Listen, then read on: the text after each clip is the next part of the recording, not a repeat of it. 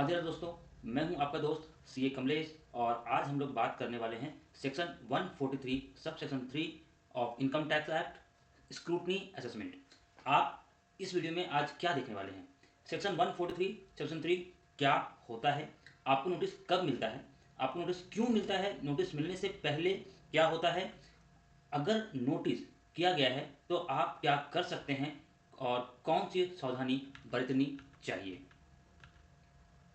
Section 143 section 3 होता क्या है? Section 143 section 3 income tax act का एक इंपॉर्टेंट सेक्शन है जो कि टैक्स पेयर के इनकम का रेगुलर असेसमेंट यानी डिटेल स्क्रूटनी करता है। इस सेक्शन के अंदर असेसिंग ऑफिसर आपका रिटर्न जो फाइल किया है उसका पूरा एनालिसिस करता है। ये वो चेक करता है कि आपने अपनी इनकम सही से डिक्लेयर की है, डिडक्शन सही से क्लेम किए हैं और सब डिटेल टैक्स लॉ के अकॉर्डिंग है या नहीं। असेसमेंट का मेन ऑब्जेक्टिव ये इंश्योर करना है कि आपने अपनी इनकम, एक्सपेंस और टैक्स लायबिलिटी ठीक से रिपोर्ट की है। अगर सब कुछ सही होता है तो एओ रिटर्न को एक्सेप्ट कर लेता है, लेकिन अगर कुछ गलतियां या इशू डिडक्ट होता है तो एओ डिडक्शन डिसअलाउ करता है और एक्स्ट्रा इनकम ऐड भी कर सकता है। फाइनल असेसमेंट कंप्लीट होने के बाद एओ एक असेसमेंट ऑर्डर इशू करता है जो आपकी फाइनल टैक्स लायबिलिटी या रिफंड के बारे में बताता है। ये कब आता है? सेक्शन 143 सेक्शन 3 के अंदर नोटिस तब इशू होता है जब असेसिंग ऑफिसर आपके इनकम टैक्स रिटर्न को स्क्रूटनी असेसमेंट के लिए सिलेक्ट करता है। ये असेसमेंट तब होती है जब एओ को लगता है कि आपके रिटर्न के कुछ स्पेसिफिक डिटेल को और इन्वेस्टिगेट करने की जरूरत है, या अगर रिटर्न में अनयूजुअल या हाई वैल्यू ट्रांजेक्शन दिखते हैं। Scrutiny assessment notice generally in cases में इशू होता है। रेंडम सिलेक्शन टैक्स डिपार्टमेंट के एल्गोरिथम या रिस्क पैरामीटर के बेसिस पे स्पेसिफिक रेड फ्लैग्स, अगर आपके रिटर्न में high value transaction, mismatch TDS detail या अनयूजुअल डिडक्शन क्लेम की गई है। नोटिस रिसीव होने के बाद टैक्स पेयर को अपनी इनकम और डिडक्शन जस्टिफाई करने के लिए रिलेवेंट डॉक्यूमेंट्स और प्रूफ सबमिट करने होते हैं। क्यों आता है रिटर्न, क्यों आता है ये नोटिस? सेक्शन 143 सेक्शन 3 का नोटिस आपको इसलिए मिलता है क्योंकि इनकम टैक्स डिपार्टमेंट आपके फाइल रिटर्न की डिटेल्स की एक्यूरेसी और ऑथेंटिसिटी चेक करना चाहता है। इसका पर्पस ये इंश्योर करना होता है कि आपने अपनी इनकम और डिडक्शन सही तरीके से डिक्लेयर की है और वो टैक्स लॉ के अकॉर्डिंग है। कुछ स्पेसिफिक वजह है जिसको जो स्क्रूटनी असेसमेंट को ट्रिगर कर सकती है, जैसे कि हाई वैल्यू ट्रांजेक्शन। अगर आपके अकाउंट में बड़े डिपॉजिट्स, इन्वेस्टमेंट या हाई वैल्यू ट्रांजेक्शन रिपोर्ट की गई है जो आपके डिक्लेयर्ड इनकम से मैच नहीं करती है। अनयूजुअल डिडक्शन और एग्जम्पशन, अगर आपने डिडक्शन या एग्जम्पशन अनयूजुअली ज़्यादा क्लेम की है तो एओ को शक हो सकता है। टीडीएस मिसमैच, अगर आपके टीडीएस डिटेल आपके फॉर्म 26 एस के साथ मैच नहीं करते हैं तो नोटिस इशू हो सकता है। फ्रीक्वेंट रिफंड क्लेम, अगर आप बार बार हाई रिफंड क्लेम करते हैं तो एओ वेरीफाई कर सकता है कि रिफंड जेन्युइन है या नहीं। रैंडम सेलेक्शन फॉर स्क्रूटनी, कभी कभी केसेस रैंडम बेसिस पर सिलेक्ट किए जाते हैं जो डिपार्टमेंट के एल्गोरिथम और रिस्क क्राइटेरिया के बेसिस पर होता है। ओवरऑल पर्पस ये होता है कि टैक्स कंप्लायंस को इंश्योर किया जा सके और टैक्स इवेजन से बचा जा सके। रेगुलर असेसमेंट से पहले क्या होता है?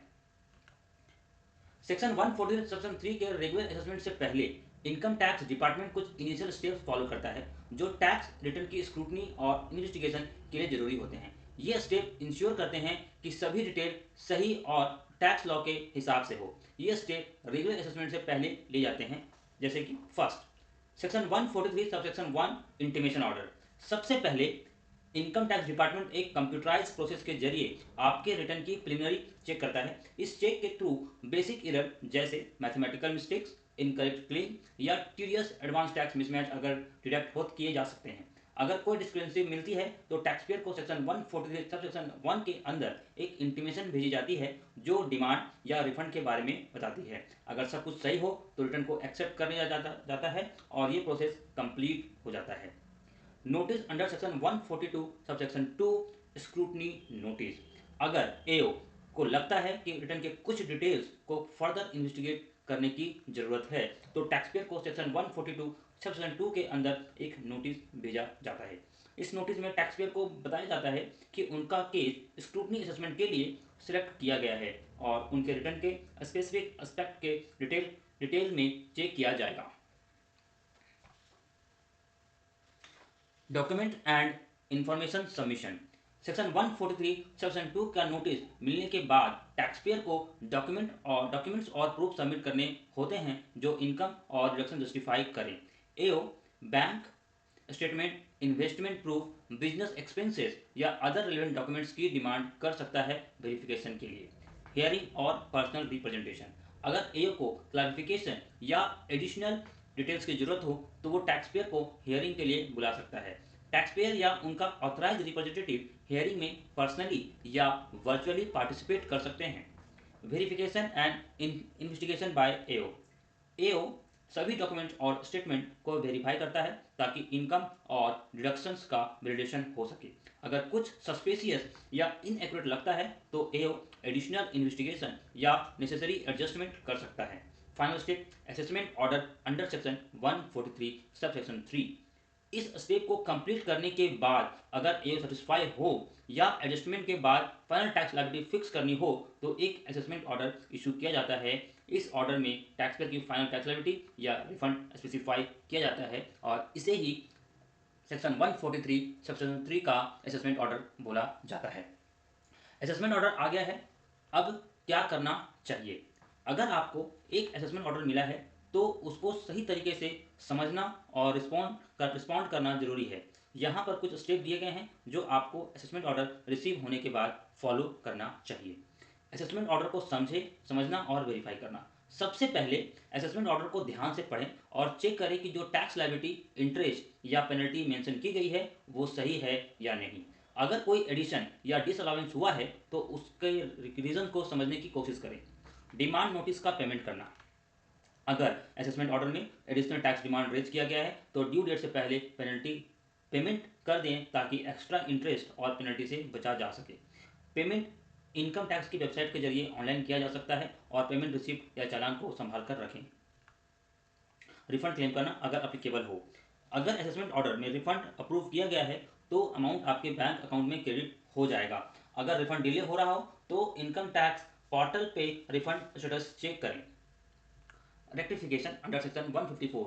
अगर आपको लगता है कि असेसमेंट ऑर्डर में कोई मिस्टेक या क्लियरिकल एरर है तो सेक्शन 154 के अंदर रेक्टिफिकेशन रिक्वेस्ट फाइल कर सकते हैं। ये रिक्वेस्ट इनकम टैक्स पोर्टल के माध्यम से ऑनलाइन सबमिट की जा सकती है। अपील फाइल करना अगर आप सहमत नहीं हैं, इफ यू आर डिसएग्री। अगर आप असेसमेंट ऑर्डर से अग्री नहीं करते हैं और लगता है कि असेसिंग ऑफिसर ने गलत एडिशन या डिसअलाउंस किया है तो commissioner of income tax appeal के पास अपील फाइल कर सकते हैं। अपील फाइल करने की टाइम लिमिट असेसमेंट ऑर्डर के 30 डेज के अंदर होती है। पर्सनल एडवाइस लेना। अगर असेसमेंट ऑर्डर कॉम्प्लेक्स है या टैक्स ज़्यादा है तो आप एक टैक्स प्रोफेशनल या सीए से सलाह लेना अच्छा रहेगा जो आपको अपील प्रोसेस या रेक्टिफिकेशन रिक्वेस्ट में मदद कर सकता है। इंपॉर्टेंट डेडलाइंस का ध्यान रखें। डिमांड, पेमेंट और अपील फाइल करने का स्पेसिफिक डेडलाइन का ध्यान रखें। डेडलाइन मिस करने पर एक्स्ट्रा इंटरेस्ट या पेनल्टी लग सकती है। इन स्टेप को फॉलो करके आप असेसमेंट ऑर्डर का इफेक्टिव रिस्पॉन्स दे सकते हैं और कंप्लायंस मेंटेन कर सकते हैं। प्रिकॉशन क्या रख सकते हैं आप। असेसमेंट ऑर्डर रिसीव करना टैक्स असेसमेंट प्रोसेस का एक इंपॉर्टेंट स्टेप है। अगर आपको टैक्स कंप्लायंस को एक्यूरेट बनाने और अननेसेसरी पेनल्टी और इंटरेस्ट से बचने के लिए कुछ प्रिकॉशन फॉलो करनी चाहिए। यहाँ पे कुछ सिंपल टिप्स दिए गए हैं। अपने असेसमेंट ऑर्डर को अच्छे से समझना, ध्यान से पढ़ें। असेसमेंट ऑर्डर को केयरफुली पढ़कर सारी एडिशन, डिसअलाउंस और कैलकुलेशन को समझने की कोशिश करें। प्रोफेशनल हेल्प लें। अगर ऑर्डर को कोई पार्ट अनक्लियर या कॉम्प्लेक्स लगे तो एक टैक्स एक्सपर्ट से आप सलाह ले लें। डॉक्यूमेंट को सेफ्टली संभाल कर रखें। ऑर्गेनाइज करें। रिटर्न फाइलिंग और असेसमेंट प्रोसेस के दौरान सबमिट किए गए डॉक्यूमेंट्स और प्रूफ को सिक्योर एंड ऑर्गेनाइज रखें। इंपॉर्टेंस समझें। ये डॉक्यूमेंट्स अपील फाइल करते वक्त, रेक्टिफिकेशन रिक्वेस्ट के लिए और फ्यूचर असेसमेंट में काफ़ी यूजफुल होंगे। डेडलाइंस का पूरा ध्यान रखें। पंक्चुअल रहें। असेसमेंट ऑर्डर में दी गई डेडलाइन को स्ट्रिक्टली फॉलो करें, चाहे वो डिमांड पेमेंट के लिए हो या अपील फाइल करने के लिए। कॉन्सिक्वेंस समझें। डेडलाइन मिस करने से एक्स्ट्रा इंटरेस्ट और पेनल्टी लग सकती है। इसका ऑप्शन देखें। एरर आइडेंटिफाई करें। अगर आपको असेसमेंट ऑर्डर में कोई क्लियरिकल या कैलकुलेशन एरर लगता है तो इस सेक्शन 154 के अंडर रेक्टिफिकेशन रिक्वेस्ट फाइल करें। टाइमली एक्शन लें। इशू को रिजॉल्व करने के लिए जल्दी काम करें। अपील डिसीजन समझदारी से लीजिए। जस्टिफाई करें। सिर्फ तभी अपील फाइल करें अगर आपको लगता है कि असेसिंग ऑफिसर का डिसीजन गलत है और आपके पास एक स्ट्रॉन्ग केस है। तैयारी कर लें। अपील फाइल करने से पहले स्ट्रॉन्ग एविडेंस और लीगल बेसिस का ध्यान रखें। टाइम पर फाइल करें। अपील को 30 दिन के अंदर फाइल करना जरूरी है। डिमांड पेमेंट टाइमली करें। अगर आप अपील नहीं कर रहे हैं और डिमांड रेज किया गया है तो टाइम पर पेमेंट करें। लेट पेमेंट से अननेसेसरी इंटरेस्ट और पेनल्टी लग सकती है। इनकम टैक्स पोर्टल पर रेगुलरली चेक करें कि कोई नई अपडेट या नोटिस तो नहीं आई है। प्रोफेशनल एडवाइस जरूर लीजिए। अगर असेसमेंट ऑर्डर कॉम्प्लिकेटेड लगे या आपको लगे स्टेप समझ नहीं आ रहा है तो एक टैक्स कंसल्टेंट या चार्टर्ड अकाउंटेंट की मदद लें। इन स्टेप्स को फॉलो करके आप टैक्स कंप्लायंस को इफेक्टिवली मैनेज कर सकते हैं और अननेसेसरी लीगल कॉम्प्लिकेशन और फाइनेंशियल पेनल्टी से बच सकते हैं। Thank you. वीडियो अच्छी लगे तो वीडियो को लाइक करें एंड शेयर करें और चैनल को सब्सक्राइब करें। अगर कुछ पूछना है तो आप कमेंट कर सकते हैं। Thank you.